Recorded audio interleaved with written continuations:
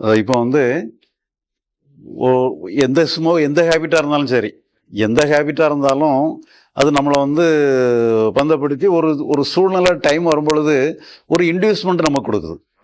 Inducement கொடுத்த உடனே நம்ம என்ன பண்ணிடுறோம், அது வர்றது வந்து அது வந்துடுது. அது வந்திருக்கிறது வந்து நம்மளறியாமலே வருது. நாமளாக அந்த இன்டியூஸ்மெண்ட்டை நாம் ஏற்படுத்தலை, அந்த இன்டியூஸ்மெண்ட் வருது. வந்ததுக்கு பிறகு என்ன சொல்லி சொன்னால் அதுக்கப்புறம் தான் நீங்கள் அது கையில் எடுக்கிறீங்களா எடுக்கலையாங்கிறது ரெண்டாவது கட்டம் வருது. ரெண்டாவது கட்டம் வரும் பொழுது நீங்கள் என்ன பண்ணிடுறீங்க, அதனுடைய இதை நீங்களாக விசுவலைஸ் பண்ணி பார்க்குறீங்க. இதை நீங்கள் ஸ்மோக்கிங் வந்து பண்ணினா எப்படி இருக்கும் சொல்லி நீங்கள் விசுவலைஸ் பண்ணி பார்த்து அந்த இன்பத்தை வந்து நீங்கள் உங்களை விசுவலைஸ் பண்ணி நீங்கள் நீங்களே வந்து அதை நீங்கள் ஆதரிக்க ஆரம்பிச்சிடுறீங்க. ஆதரிக்க ஆரம்பித்து உங்கள் பாடியும் அது வந்து ரிஃப்ளெக்ட் பண்ண ஆரம்பிச்சிருது. உங்கள் மனசு மட்டும் இல்லாமல் பாடியில் ரிஃப்ளெக்ட் பண்ணிடுது. பிறகு என்ன பண்ணிடுறீங்க, அதுக்கப்புறம் உங்கள் மனசே வந்து நீங்கள் சரி இன்னைக்கு மட்டும் குடிச்சுக்கிடுவோம் நாளைக்கு பார்த்துக்கிடுவோன்னு சொல்லி நீங்களே வந்து ஒரு முடிவுக்கு வந்துடுறீங்க. அப்போ என்ன பண்ணிடுறீங்க, உங்களுக்கு ரெண்டு விதமான லாபம் உங்களுக்கு வேண்டியிருக்கு. ஒன்று முதல்ல என்னன்னு சொல்லி சொன்னால் அதை வெற்றி பெறணுங்கிற ஒரு லாபத்தை முதல்ல எதிர்பார்க்குறீங்க. பிறகு வந்து அதனோட இன்பத்தையும் எதிர்பார்க்குறீங்க. அப்போ எதிர்பார்ப்பு வந்து லாபகரமான எதிர்பார்ப்பாக தான் இருக்குது. நஷ்டப்பட்டு நீங்கள் நஷ்டப்படணும்னு நினைக்கல, ஏதோ ஒரு வகையில் நீங்கள் வெற்றி பெறணும்னு நினைக்கிறீங்க. இந்த வெற்றி பெறணுங்கிற நோக்கங்கிறது தான் வந்து நம்மளை ஏமாத்துறது வேலைங்கிறது. நம்மளோட மனசை பொறுத்தளவில் வெற்றி பெறணுங்கிறது தான் ஏமாத்துதல் வேலை. நீங்கள் வந்து உங்கள் தோல்வியை நீங்கள் ஒத்துக்கிட்டீங்கன்னு சொல்லி சொன்னால் அப்போ தான் உங்களுக்கு தீர்வு கிடைக்கிறதுக்கு வாய்ப்பு இருக்குது. உங்களை நீங்களே ஜெயிக்கவே முடியாதுங்கிறத நீங்கள் மனப்பூர்வமாக ஒத்துக்கிட்டீங்கன்னு சொல்லி சொன்னால் உங்களை நீங்களே ஏமாத்துகிற இது வந்து அன்னைக்கு நீங்கள் தோத்தாலும் கூட இன்னொரு நாளாவது நீங்கள் வெற்றி பெறதுக்கு வாய்ப்பு கிடைக்கும். நீங்கள் வந்து வெற்றி பெறுவேன்னு சொல்லி நீங்கள் பிடிவாதமாக இருக்க உங்களுடைய போராட்டம் வலுப்பட்டுக்கிட்டே தான் இருக்கும். பிறகு நீங்களே சமாதானப்படுத்தி இன்னைக்கு மட்டும் குடிச்சுக்கிட்டோம் நாளையிலேருந்து குடிக்காம விட்டுருவோன்னு நினச்சிக்கிட்டீங்க. அதை விட்டு விலகி அந்த எண்ணங்கள் வர்றப்ப மற்ற எண்ணங்கள் ஒரு பிரச்சனையான ஒரு எண்ணங்கள் மற்ற இது வர்றப்ப நம்மளால விலகி இருக்க முடியுதுங்க. நம்ம அதில் ஈடுபடாம வந்துட்டு இருக்கு போயிட்டு இருக்கு நம்ம கம்மன் இருக்க முடியுது. இந்த மாதிரி ஒரு விஷயத்த நான் வந்து அடாப்ட் பண்ணிக்கிறேங்க. அந்த அடாப்ட் பண்ணாம இருக்கிற அந்த மன வலிமை நமக்கு இல்லைங்க. இல்லை, இது நீங்கள் வந்து எப்படின்னு சொன்னால் உங்களை மனசை பொறுத்தளவில் உங்களை ஜெயிக்க முடியாதுங்கிற ஒரு முடிவுக்கு நீங்கள் வந்துடணும். ஜெயிக்கவே முடியாது, ஜெயிக்க முடிஞ்சதுன்னு சொன்னால் நீங்கள் ஜெயிக்கலாம். ஜெயிக்கவே முடியாதுங்கிற பிறகு நீங்கள் என்ன பண்ணுவீங்க, நீங்கள் கம்ப்ளீட்டாக நீங்கள் சரண்டர் உங்களுக்கு நீங்களே சரண்டர் ஆயிடுறீங்க. அவ்வளோதான். உங்களை நீங்களே ஜெயிக்க முடியாதுங்கும்போது தான் உண்மையிலே அப்போ தான் ஒரு புது அம்சம் அங்கே ஏற்படுது. அதுக்காக நீங்கள் ஜெயிக்க முடியாதுன்னு நீங்கள் தோல்வி ஒப்புக்கொண்ட நிலையில் அங்கே பிரச்சனை இன்னும் கண்டினியூ ஆகுங்கிற அர்த்தம் இல்லை. நீங்கள் அப்படியே உங்களுடைய தோல்வியை நீங்கள் ஒத்துக்கிட்ட நிலையில தான் உண்மையான வழி பிறக்குது. அங்கே உங்களை மீறி உங்களை வெற்றி கொள்ளக்கூடிய தகுதி உங்களுக்கு ஏற்பட்டுருது. அது தானாக நிகழுது. அது நீங்கள் அதை ஏற்படுத்துறது இல்லை. நீங்கள் வெற்றி பெறணும்னு சொல்லி நீங்கள் இது ஒரு உபாயமாக எடுத்துட்டீங்கன்னாலும் கூட நீங்கள் ஏதோ உங்களை நீங்களே அரெஸ்ட் பண்ணுறதுக்கு ஒரு உபாயமாக பயன்படுத்தினா சரியாக வராது. உங்களுடைய தோல்வியை நீங்கள் மனசை பொறுத்த அளவில் உங்களுடைய தோல்வியை நீங்கள் மனப்பூர்வமாக ஏற்றுக்கிடணும். ஏற்றுக்கிட்ட நிலையில் அந்த தீர்வு தானாக வரும். அது வரைக்கும் நம்ம இந்த ஹேபிட் இருக்கிறதையுமே நம்ம கண்டுக்காம இருக்கலாம். இது அதாவது நீங்கள் மனசை பொறுத்த அளவில் உங்களுக்கு செய்யறதுக்கு ஒன்றும் இல்லைங்கிறத நீங்கள் கண்டுபிடிச்சிட்டா போதும். நீங்கள் செஞ்சு சால்வ் பண்ணவே முடியாது. அதான் அப்படியெல்லாம் நம்ம சொல்லி நம்ம என்ன பண்ணிடுறோம், நம்மளை கட்டுப்படுத்துறதுக்கு முயற்சி பண்ணுறோம். அப்படியெல்லாம் சொல்லி நம்ம முடியாதுன்னு சொல்லும் பொழுது பாதிச்சாலும் சரி பாதிக்காலும் என்ன செய்ய முடியும். நீங்கள் ஒரு மலையை வந்து நீங்கள் மண்டையால் முட்டி ஓதி மலையை நீங்கள் பிளக்கணும்னு நினச்சா முடியவே முடியாதுன்னு சொல்லி நீங்கள் விட்டுட்டீங்கன்னா நீங்கள் மோத மாட்டீங்க. அந்த மாதிரி நினச்சி விட்டுற வேண்டியதான், அவ்வளோதான். தலையால் மோதி மலையை உடைக்க முடியாதுங்கிறத முடிவு பண்ணிட்டீங்கன்னு வச்சுக்கிடுங்க, மண்டை மிச்சமாயிரும்.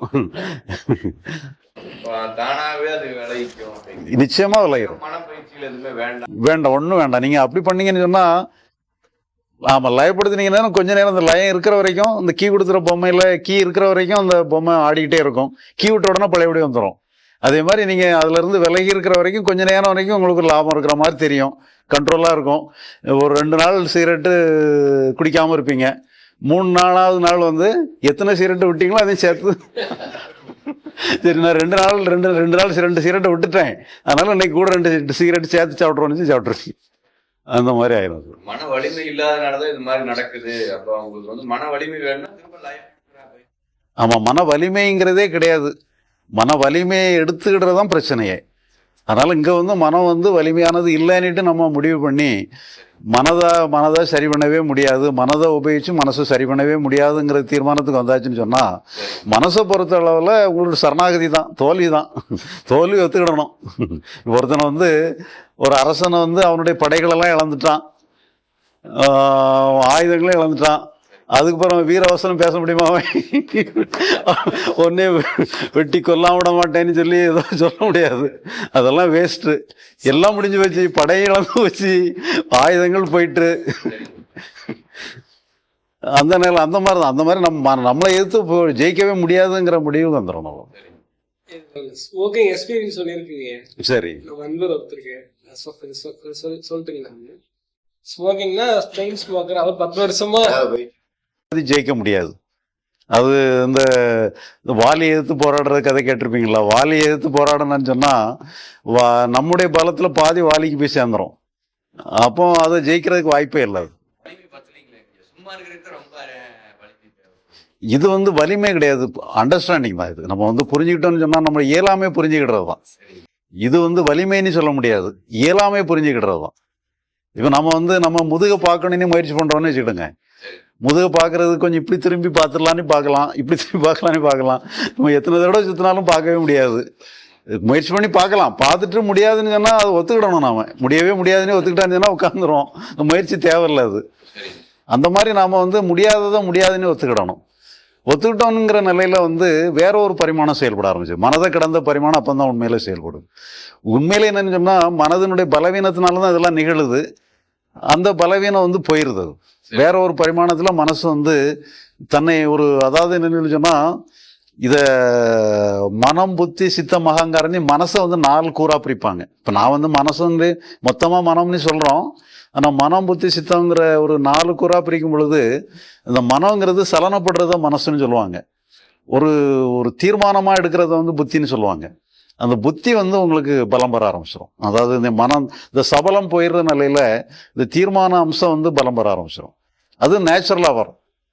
அது நம்ம போராட அந்த சபலம் தான் வந்துகிட்டு இருக்க முடிய அந்த தீர்மானம் தான், அந்த புத்தி அம்சம் வராது. அது எல்லாத்தையும் விட்ட நிலையில் அந்த புத்தி அம்சம் தானாகவே வந்துடும்.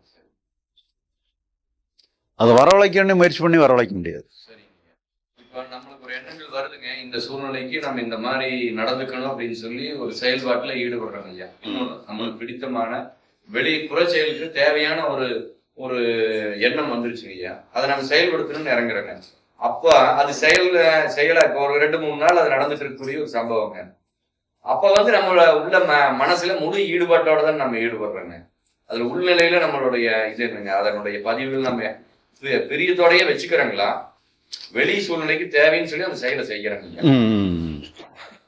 இப்போ வெளி செயலுக்காக நீங்க மனசை எப்படி பயன்படுத்த முடியுமோ பயன்படுத்தலாம், செயல்படுத்துறோம்.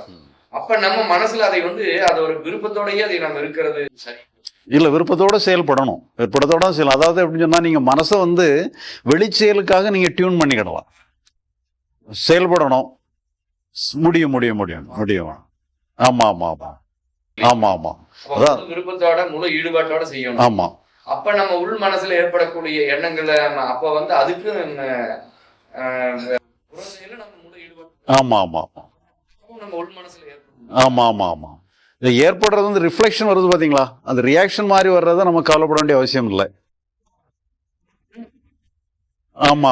அந்த செயலுக்கு பல தடைகள் ஏற்படுறப்ப நம்ம அது கடுமையா போராடிட்டு இருக்கிறப்ப வந்து ஒரு வருத்தங்கள் ஏற்படும். ஆமா. அதில் அது இயல்பு தானே எடுத்துக்கிடணும். நம்மளுக்கு ஏற்படக்கூடிய சாதாரணமாக எடுத்துக்கிட்டோம்னு சொன்னால் நமக்கு இப்படியெல்லாம் நமக்கு வரும்பொழுது பீஸ் ஆஃப் மைண்டோட தான் இருக்கணும், அலையில்லாத கடலாக இருக்கணும்னு நினைக்க வேண்டியதில்லை. வந்தாலும் வரட்டும்னுட்டு எடுத்துக்கிட்டு நம்ம செய்ய வேண்டிய செயலில் நீங்கள் ஈடுபட்டுட்டே இருக்கலாம். முடியாமையே போயிருதுங்கிறப்ப வந்து நம்ம போராடி நம்ம வந்து டிராப் பண்ண வேண்டிய ஒரு சூழ்நிலை வெளியில வந்துருது. சரி, வந்தாலுமே கூட நம்ம அது வந்து புறச்செயல் தானே. பார்த்தீங்களா, அகத்தில் வந்து என்ன ரிஃப்ளெக்ஷன் வந்தாலும் அந்த ரிஃப்ளெக்ஷன் வரத்தான் செய்யும். வந்ததுனால அந்த ரிஃப்ளெக்ஷனை பற்றி நீங்க கவலைப்பட வேண்டியதில்லை. விட்டுட்டானா அது பக்கத்தில் போயிடும், வந்துட்டு போயிட்டே இருக்கும். எல்லாங்க செய்யறதான் நல்லது, செய்யலாம். உங்க மனசை நீங்க நல்ல முறையில் பயன்படுத்தணும். இந்த மனசை சரி பண்றதுக்கு மனசை பயன்படுத்தக்கூடாது. ஒவ்வொரு புறத்தை சரி பண்றதுக்கோ புற காரியங்களில் ஈடுபடுறதுக்கோ மனசை எந்த அளவுல பயன்படுத்த முடியும் அந்த அளவுக்கு பயன்படுத்தணும். மனசை சரி பண்றதுக்கு மனசை பயன்படுத்தக்கூடாது.